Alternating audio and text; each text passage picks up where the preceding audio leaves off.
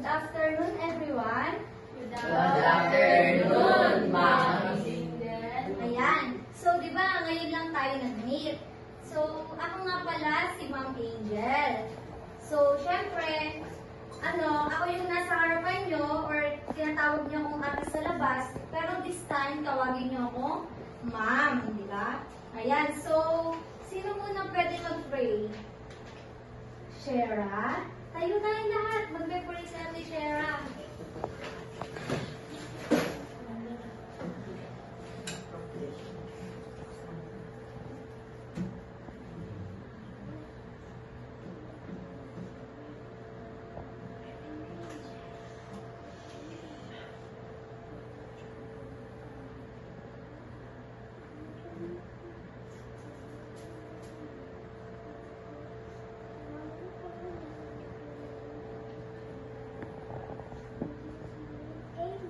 Amen. Ayan, pwede na po tayong maupo. So, tapos na tayo mag-prayer. Dito naman tayo sa attendance. Pero, ang attendance natin ay with a twist. Pag once na sabihin ko or itawagin ko yung mga pangalan nyo, kailangan na sasabihin nyo ay yung crush nyo. Kung wala kayong crush, syempre yung mga loved ones nyo or mga mahal nyo sa buhay, mga idols, ganon. Okay, nagigets po ba? Opo. Okay. Marcus? Absent po. Si Carl? Athena po. Kiel? Diana po. Alright. Si Sarah? Wow, maloy daw. Si Shelo? Alex po. Si Arwen? Pero po. Si Joanna? Si Jay. Si Robin? Alina. Si Elmo? Ayan. Okay. So, syempre, alam ko na nakakaantok, di ba? So, magkaroon muna tayo ng onting icebreaker. So, yan. Dito, sa icebreaker, malalaman nyo kung ano ba yung magiging topic natin, kung ano ba yung mga pag-uusapan. Yan. Sino ang pwedeng makasagot? Pero bago sumagot, magtaas lang ng kamay, ha?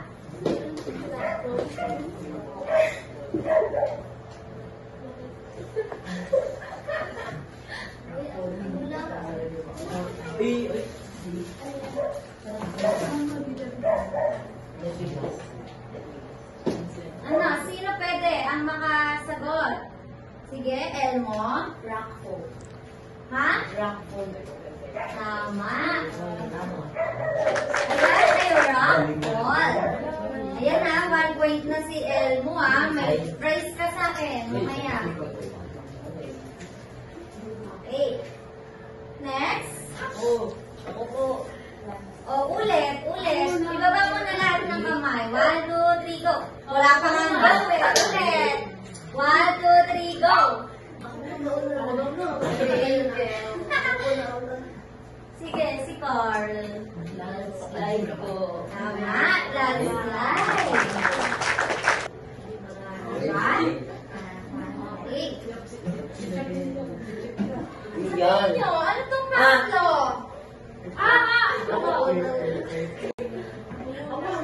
Sige, Juana. Earthquake. Earthquake ba? Talaga? Opo. Tama. Ayan. Pang-apat. Sige, sige. Erosion po. Tama. Tama kaya? Yes. Okay.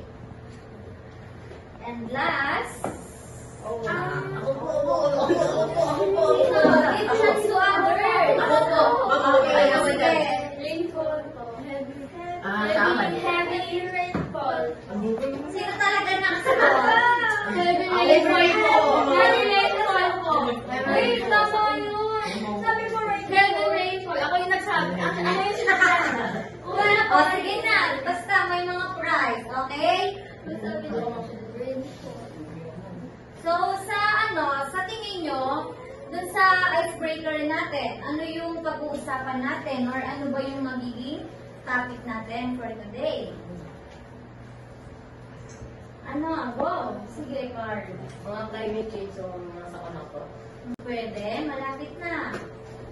Tungkol, ano, di ba, icebreaker? Ang sagot kayo. Sa tingin nyo, sa isip nyo, ano yung sa tingin nyo pag-uusapan? Ano yung pinaka-topic natin ngayon? Disaster. Nasa disaster, pero what kind of disaster? Sige, about land. About? Landslide. About? Landslide. About saan? About landslide. Tapos pag umulan, Wait lang. Pag yung nakita nyo or narinig nyo yung landslide, ano ba yung pumapasok sa isip nyo? Or ano ba yung mga nai-imagine nyo? Sinabi, uy, may landslide daw sa ano. Oh, ano yung mga napasok sa isip nyo pag ganon? Sige, Ella. Maraming sakuna ang mga buto. Sige, Carl. Mga gumuguhong lupa po. Tama. Pag sinabi nating landslide, ito yung mga gumuguho yung lupa. Pero syempre, bago natin talakayin ng sobra or mas marami pa kayong mas maintindihan, pag-uusapan natin. Ito nga, ganito yung landslide. Ganyan ang nangyayari sa landslide.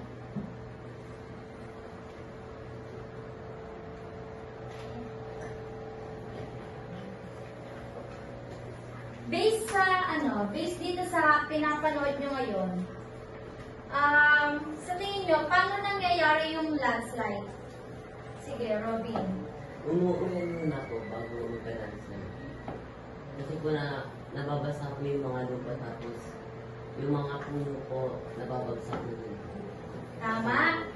Ano pa? More answer. Yung iba na hindi nakakasagot, ano? Sa tingin nyo? Sa pinanood nyo, saan siya nagmumula? Bakit nagkaka-landslide? Sige. Lalambot po yung mga... Tama. Ano pa? Ano? Wala na? O sige. Kung wala na, mag-usapan natin siya para mas malinaw sa inyo. Ayan. What is a landslide? Sino pwedeng magbasa? Sige, Carl. A landslide is the movement of rock, earth, or debris down a slope due to gravity. This movement can occur rapidly or gradually and can be triggered by natural factors or human activities. Ayan, sabi sa landslide, ito yung pagbuho ng lupa. Once kasi naumulan, yung lupa is, yung nalambot siya. Kaya nabuho yung mga lupa. Alam niyo yung sino nakapunta na dito sa Kaibiyang Tunnel? Familiar kayo? Kaibiyang Tunnel. Sa may anong lugar yun? Panaig, ganon. Dadaanan niya yung padaan ng Batangas. Kaibiyang Tunnel. Yung kailangan yung maraming monkey, yung kailangan magpipipip kayo dun sa tunnel pag dadaan. Familiar kayo doon? Di ba napansin niyo ba yung yung padaan doon, di ba? Parang siyang bundok. So posible na malaglag doon yung mga magkaroon ng landslide kasi nga pabundok sila eh. Pero napansin nyo rin ba na may net doon sa pabundok doon? Di ba may net doon? May net na nakalagay yun? Di nga, yung kapag baka-opo kayo na opo, di nyo nakikita yun Green na malaki. Yun, tama. At sa tingin nyo, bakit may ganon? Bakit may net na nakalagay dun sa pag ganun matataas? Sige, Robin. Para hindi bumuhol ng sobra or lumabas yung lupa doon sa net. Pwede, pero yun, kaya siya may net, kasi once na magkaroon doon ng landslide, hindi maapektuhan ng sobra yung mga bahay na nandun. Kasi di ba minsan pag nadaan tayo doon, may mga nagtitinda doon, may mga nakatira pa rin naman doon. So yun, once na mag-landslide, hindi sobrang maapektuhan yung nakatira kasi nga may net. Which is, ayun yung ayun yung, ano ba? Ayun yung parang nagko-control. Siyempre, parang nga hindi gumuho ng sobra eh, di ba? Ayun yung magiging sandata, parang sandata ba? Yun. Yun, protection. Para lahat ng babagsak na bato, doon siya sa net mapupunta. Hindi doon sa kalsada, hindi sa bahay. Ayun yun. So, meron tayong types of landslide. So, ito nga yung mga types ng landslide. Meron tayong rock fall. Sino pwede? Andiyan na, oh. O, sige, Marcos. Rock fall. Fast movement of rock. Okay. Pag sinabi natin na rockfall, ito yung mabilis na paggalaw ng mga bato pababa ng matirik na daanan. Saan kayo nakakakita ng matirik na daan?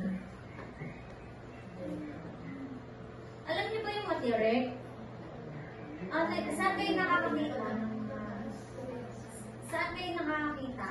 Bukod dun sa Caribbean Tunnel. Ayun, sa Baguio.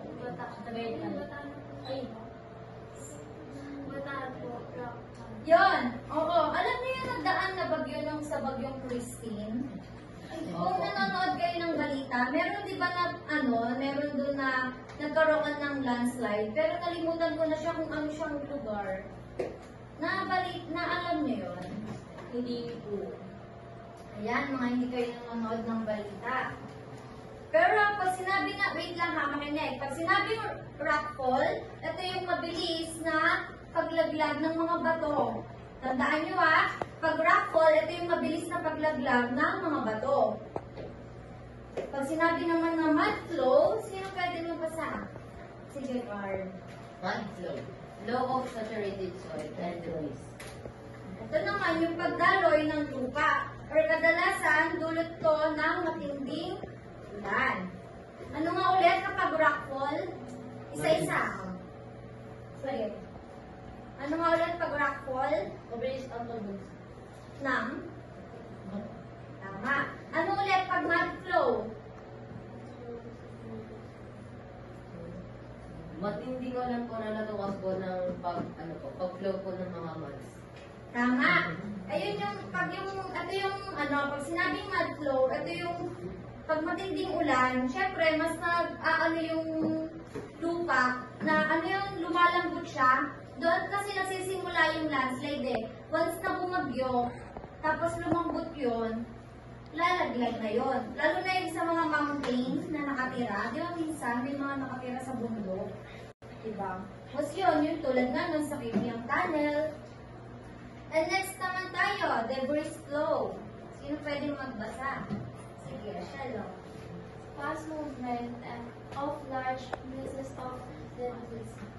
Ayan, pag sinabi naman ng debris, ito naman yung mabilis na paggalaw na bato, lupa, at mga may kasama na siyang halaman.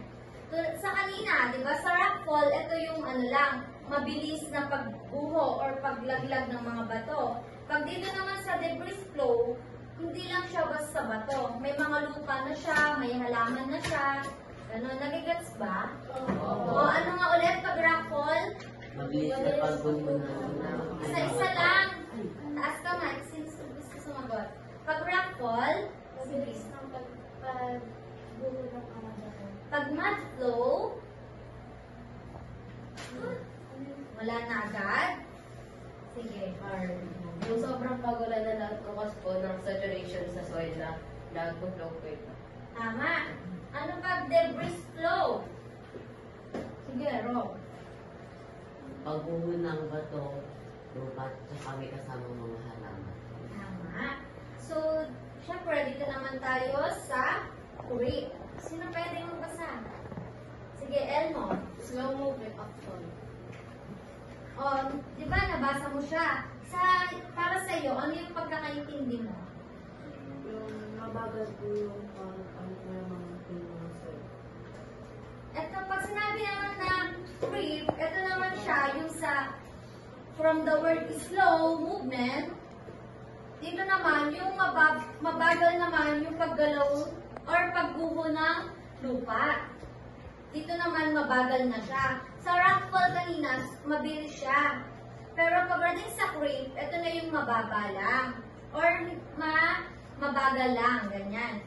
So, sunod naman tayo sa slides. Wala nang iba. Sila lang student. Sa slide, sige, Mark. Choose. Movement of a mass of earth down slowly. Ayan. Sa yung pagkakaintindi, ano yun?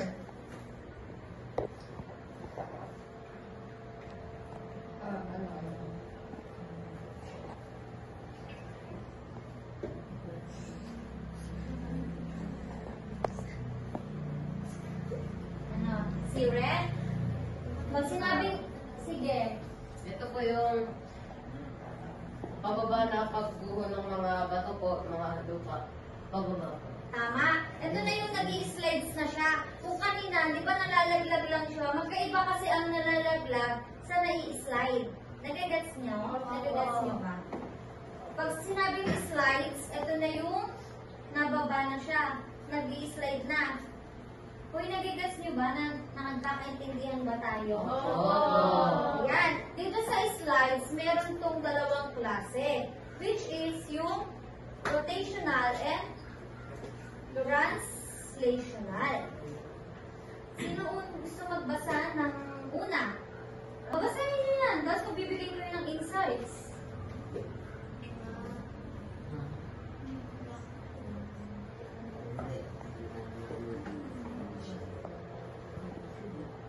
Walang idea. Sige.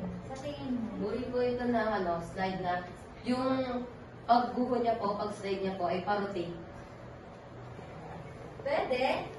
Alam niyo, ano siya, malapit siya doon. Kasi pag sinabi natin na rotational, ito naman yung hindi naman sa paikot, pero sa kurbadang daan siya nangyayari. Ano ba yung pagkurbadang daan? Di ba yun nga, yun yung pag ganun-ganun, oh. Tapos meron na may mga bundok-bundok doon, ganun. Ayun yun, pa-zigzag, ganun. Pag sinabi naman na translational slide, ano naman sa tingin nyo to? Pero tandaan nyo, pag sinabi na rotational slide, ito yung sa kurbada nangyayari. Pag sinabi naman na translational slide, ano to? Sa tingin nyo? Kung yung isa sa kurbada nangyayari. Ito, pangalawa kaya? Sige, Robin. Feel ko straight lang or pataas. Tama. Tama. Sa isang ano lang siya nangyayari. Sa isang straight lang. Pag sinabing, kurbada, di ba yun nga yung pa-zigzag-zigzag. Pag sinabi naman na, isang straight lang, yun lang, yung isang ganun lang siya nangyayari. Meron din, di ba, na isang daanan na may bundok na pa-straight lang. Hindi naman lahat ng pa-zigzag, yun lang ang may bundok eh. Di ba? So, ano nga ulit yung rockfall? Taas kamay.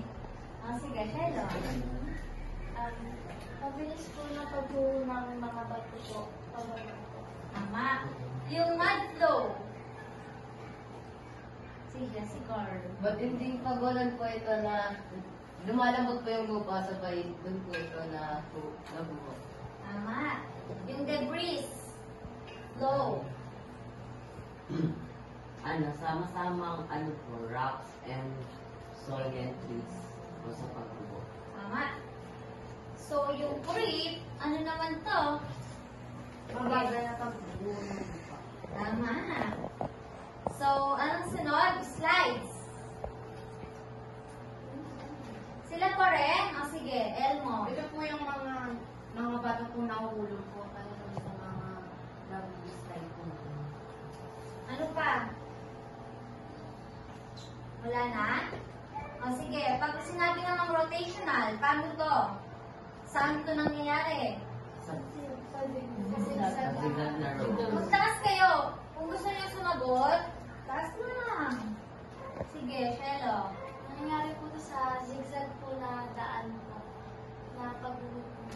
Tama. Pag sinabi natin translational, paano ito nangyayari? Sa biglang na road. Sige, Marcus. Diretso lang. Tama. Very good. So next, ito may mga... Wait. Yung sunod na papanoorin natin is ayun yung mga safety tips para sa inyo. Para in case na mangyari ito sa atin, may alam na kayo kung ano ba yung pwede nyo gawin.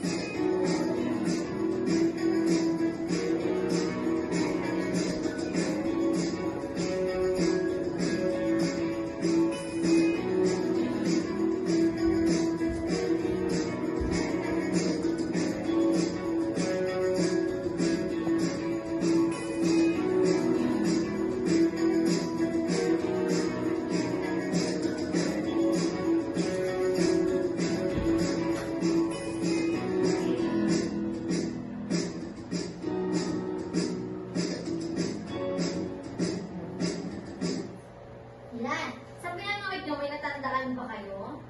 Opo. Yes. Kahit at least, ano lang, kung ano yung natandaan nyo, tapos konting insights. Sige, Carl, ano yung sa'yo? Ano po, yung mga dapat pong gawin pag may landslide po. Sige. Ang sabi po dyan is, dapat daw po is, para pong nilang daw po kayo, huwag daw po lalabas. Kasi daw po, pwede daw po kung sakali pong lumabas po kayo, mismo pong pag gumanulo pa, makasalubong niyo po. Kaya, kung pwede raw po, mag-stay muna daw po sa bahay. Bago daw po lumabas. Pag okay na raw po, i-check daw po yung mga kanal, mga ganun, sabay mga ano rin po sa bahay. Pwede rin po kasi, kunyari po, yung landslide po nahulog na. Eh, malakas po yung pag ng lupa, mabilis. Pwede pong madamage yung bahay na pag kunyari po, pag lumabas po kayo, pwede pong matabunan din po kayo ng mga bubong lupa po. Tama. O, ano pa? Sino pa? Yun lang? About landslide po, yung mga pangalan po ng iba't ibang Ano pa? Wala na? Ayun. Sige, Robin. Mga safety tips, before landslide, after landslide, and during landslide. O, ano yung mga meron dun sa kanila? Pag after, or before, ano ba? Pag before, ano sinabi doon? During, ano sinabi doon? And after.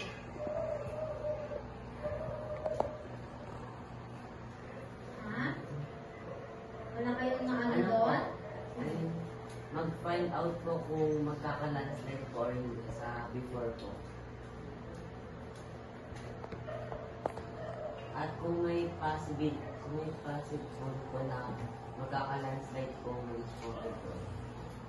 Ano pa? Sino pa? Wala na? Wala na? Ha? Diba sabi dun sa video na ano, parang pag yung ano, mag-antay tayo ng, di ba may, pag nagbabagyo, may mga nag-chat sa atin, ay mga nagte-text, di ba? Meron ba sa inyo? May mga cellphone na ba kayo? Di ba meron? Meron nagte-text. Oo, yun, nagbibigay ng alert. Ganun din pag may landslide. Kailangan nag-aantay din kayo ng ano, ng text nila or ng announcement ng mga mayors natin, ganyan, para alam natin kung ano na ba ang dapat natin gawin. Kung kailangan na ba natin lumikas, kung kailangan ba nasa loob lang tayo ng bahay, diba? Nabigets ko ba? Parang antok na itong mga estudyante ko eh. Gusto niyo ba magsayaw? No! Ayan ko, huwag kayong antok, okay? Ayan. So, syempre, sa landslide is merong cause, effects, and prevention. Ito yung cause of landslide. Meron kasi siyang natural cause and meron din siyang man-made. Pag sinabi natin natural cause, ito yung volcanic eruptions, earthquake, heavy rainfall, and erosion. Sabi volcanic eruptions, ito kasi yung pagsabog ng mga vulkan. Siyempre, isa rin siya sa cause. Kasi may mga types din po ng vulkan na meron pong active at inactive po. Ayun. Ayun. Tapos yung earthquake. Di ba pag earthquake, ito yung pag-shake ng ground. Naapektuhan din ng earthquake kasi yung sa, landslide. Kasi nga nagalaw din yung lupa. Ang heavy rainfall, ito naman yung baha. Ito yung sobrang ulan. Ang erosion, ito naman yung pagbukas or paghiwalay yung mga karsada. Yun siya. Pag sinabi namang sudden changes in stream, water flow, or color, ito naman yung pagbabago ng daloy ng tubig sa sapa or ilog. And syempre, leaning trees or fences. Ito na yung mga punong kahoy, poste, o bakod na nakatagilid. And also, sounds of cracking or breaking earth. Tunog ng pag-crack o pagbasag ng lupa. Ayun yung mga warnings. Tandaan nyo Tandaan nyo pag sinabing warning, ito na yung sa nagka-crack na yung mga bato. Ito na yung sunod is yung nag-uusbong na yung lupa. Parang nagkakaano na siya. Anong tawag dito? Nagiging bundok na yung lupa. Ibig sabihin parang malapit na siyang sumabog, malapit na siyang mag-erosion. And yung next is pagbabago naman siya ng tubig or kulay ng tubig. And next is yung mga punong kahoy or mga poste na nakatagilid na. At sunod, syempre, yung sounds of cracking is yun nga, yung tunog ng mga sanga or puno. Once, syempre, pag yung mga yan, nakikita nyo na, huwag na kayong tutuloy kung saan kayo aalis or saan kayo pupunta. Naintindihan nyo pa ba? Oo! Yan. Landslide-prone areas. Geological factors, mountainous areas, regions with loose soil and bedrock, and climate-related factors, areas with high rainfall, coastal regions with erosion. Sabi naman dyan, ang geological factors is yung mga kabundukan or lugar na may maluwag na lupa at batong pundasyon ng madaling magka-landslide. Ayun yung mga, pag sinabing geological, ito yung madaling magkaroon ng landslide. Yung mountain, ganon. Pag sinabing climate change, ito naman yung lugar na may matinding pag-ulan or mga, panganib sa landslide. Nagagets niyo kahit mabilis? Opo. Kailangan natin Anong oras na? Prevention and mitigation. Engineering solutions, retaining walls, drainage system, slope reinforcement. land use planning, avoid construction in landslide-prone areas, implement reforestation programs, and community education, educate the public on landslide risks and safety measures. Pag sinabing engineering solutions, ito naman yung pagtatayo ng mga retaining walls para pigilan yung pagguho ng lupa. Yun nga, tulad ng sinabi ko kanina yung parang net na nakalagay sa And syempre, yung pag-install or paglalagay ng mga drainage. Alam niyo yung drainage? Oo. Ayun, mga kanal. Para kontrolin yung daloy ng tubig. And syempre, pagpapalakas ng paggalaw ng lupa. And nakalagay din dyan sa land use planning is iwasan ang pagtatayo sa mga lugar na madaling magka-landslide. And syempre, magpatupad ng mga program para sa reforestation para maibalik ang mga halaman na tumulong magpatibay ng lupa. Iwasan natin yung magputol ng mga puno. And sa community naman, ay magbigay ng kaalaman sa publiko or sa lahatan na may panganib na landslide na parating. And next, safety measures during a landslide. Pag before, be aware of the hazard maps, prepare an emergency kit. Pag during, evacuate immediately, move to higher ground if possible. And after, avoid the affected area until authorities declare it safe. Assist in rescue and recovery if safe. Pag sinabi dito sa safety measures, before daw, kailangan maging aware tayo dun sa mapa kung meron ba tayong landslide or darating ba dun sa lugar natin yung landslide. Kasi ang landslide, hindi naman natin siya malalaman. May kita lang natin siya sa news na magkaka-warning na sa lugar natin. And syempre, kailangan din natin mag-prepare ng emergency kit, which is yung mga like mga betadine, water, kahit yung mga simple emergency kit. Hindi ko na kayo kung ano ba yung mga meron doon. And during, syempre, kailangan mag-evacuate tayo agad. And umalis na tayo sa matataas na lugar kung alam naman natin na delikado na doon. Kung nasan tayo, lumigas na agad tayo. And after, bago tayo umalis doon or bago tayo bumalik sa bahay natin, kailangan sabihin muna ng mga authority na pwede na po kayong bumalik sa inyong bahay at nakakasigurado po na ligtas na kayo doon. Hindi naman pwede na ngayon, halimbawa, nag-landslide, tapos gusto nyo mamayang gabi, uuwi na kayo kasi tapos naman na yun, kaninang umaga pa yung landslide eh. Hindi pwede yun. Kailangan hintayin nyo yung mga mayors natin or yung mga nakakataas kung pwede na bang bumalik sa bahay natin. And next, difference and similarities ng flood, earthquakes, and landslide. Hindi na natin siya isa-isahin. Alam niyo naman siguro ang mga similarities and difference nila. Yes. Sige nga, ang differences nila? Yung flood, earthquake, landslide. Ano yung pinagkaiba nilang tatlo? Pag flood, ito yung pagbaha. Ang earthquake, ito naman yung Shake ng ground. ano naman ang landslide? Yung guho ng lupa. Ano yung similarities nila? Ano yung similarities? Ano yung pagkakaparehas nilang tatlo? Parehas po silang nag-focus ng landslide. Parehas silang Pare-parehas silang disaster. And ano pa? Ano pa? Meron pa? Yung rainfall po, pwedeng mag-cause ng floods and landslides. Ayan.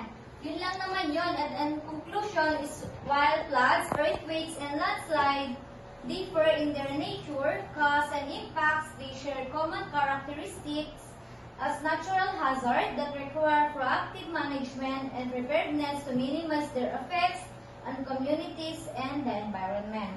And syempre, dapat pag may landslide, hindi lang sarili natin yung iisipin natin, kundi yung buong community din natin. Tama? Opo. Hindi pwedeng na parang halimbawa, gusto mo, ay hindi, kailangan ako lang, sarili ko lang maligtas.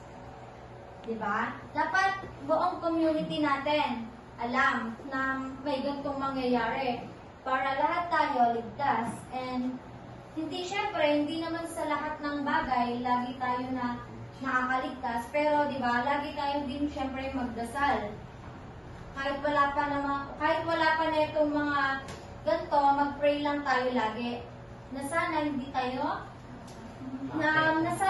natin siya maranasan. Andyan, last na to guys, last na to. Go.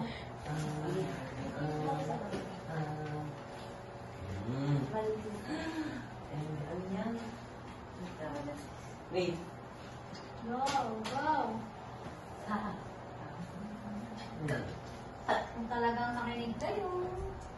Sige, Carl. Oh, no. Rainfalls po. Tama. Tama kaya? Oo. Tama. Tama. Tama. Ay. Rainfalls po, ito po yung matinding pag-ulan. Na nagkakasanan. Mm-mm. Orang kita. Siya ulit? O, sige na. Bibig ka. promise. Ako ba? Tingnan. Sige. Sige. Iba na. Wait. Hindi ko pa siya naririnig magsalita eh. Wala daw po siya. Sige, go. Yeah. Sige na, go. Hindi daw po alam. Go No na, sige coaching. na. No coaching. No, Ako hindi. na lang po. Wait lang, wait. Gusto ko siya eh. Mas magaling pa kayo sa teacher? Wala daw po siya. Sige na, Kiel. Tayo ka. Go. Pag-shake ng lupa. Sige. Tama. Marcus.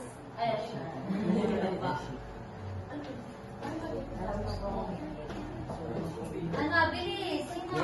Sige, si Carl. Ayan, dyan rin po yung pagkakrak ng lupa. Ano pa? Earthquake. When we say earthquake, ano? Sige. Sarah. Aba, galing ah. Pang-shake. Pang-shake na to. Yung ano po, mas po ng pag-indol ko. Ano pa? Wala na? Wala na. Wala na rin nata to. Ay, wala na. Yan. Thank you. Pero, bago ang lahat, tayo muna. Mag-pray na tayo. Josie. Sino ang mag-pray? Sarah. Ha? Carl.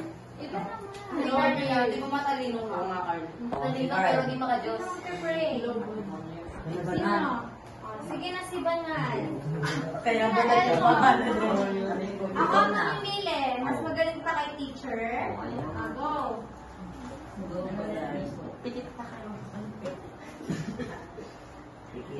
Salamat po Lord kasi namin po kami ngayon at naman po kami natutunan sa mula sa kanyang Ate Angel po ngayon at sana po pagka-ulit po maganda po agad po ang pumunta po sa amin. Amen.